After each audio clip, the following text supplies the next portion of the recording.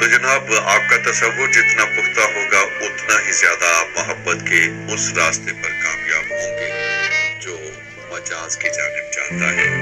اور محبت میں مجاز کا مقام وہ واحد مقام ہے جس سے آپ گزر جاتے ہیں تو پھر محبت کی حقیقت کو پا لیں گے۔ جو مجاز سے جب گزرتے ہیں تو مجاز میں ہجر ہی ہجر ہے، اور جب آپ حقیقت تک پہنچ جاتے ہیں تو پھر راحت ہی راحت ہے۔ مجاز میں رہنے کے واسطے کسی کا تصور ہونا ہی کافی ہوتا ہے، اور جو مجاز سے باہر رہ کر محبت کی جاتی ہے اس میں وجود اپنی پوری آب کے ساتھ آپ کے سامنے رہتا ہے۔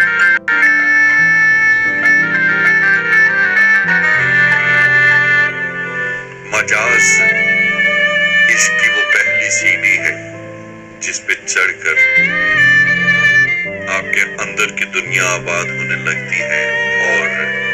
آپ کے لبوں پر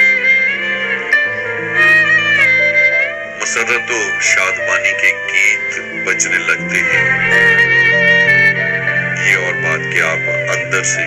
اپنے وجود سے بے نیاز ہوتے چلے جاتے ہیں، اور جیسے مجاز کے راستوں میں آپ جیسے جتنا اپنے وجود کو ختم کرتے جائیں گے اتنا ہی آپ کا تصور دیر پا بنتا جائے گا۔ یہی وجہ ہے کہ ایک ہی محبت کو لے کر ایک ہی محبت کا ورد کرنے والے نہ تو گمراہ ہوتے ہیں اور نہ ہی کسی کی دل آزاری کا باعث بنتے ہیں، کہ ان کے لبوں پر ایک ہی نام ہوتا ہے، ایک ہی محبت ہوتی ہے اور ایک ہی تصور ہوتا ہے، اور اسی نام اور اسی محبت کا ورد ان کی زبان پر ہوتا ہے، ان کی سانسوں میں ہوتا ہے۔ لوگ ان کو دیکھ کر محبت کے وجود کا اقرار کرنے پر مجبور ہو جاتے ہیں، لوگ ان کی قربت میں جا کر محبت کا ادراک معلوم کرنے لگ جاتے ہیں۔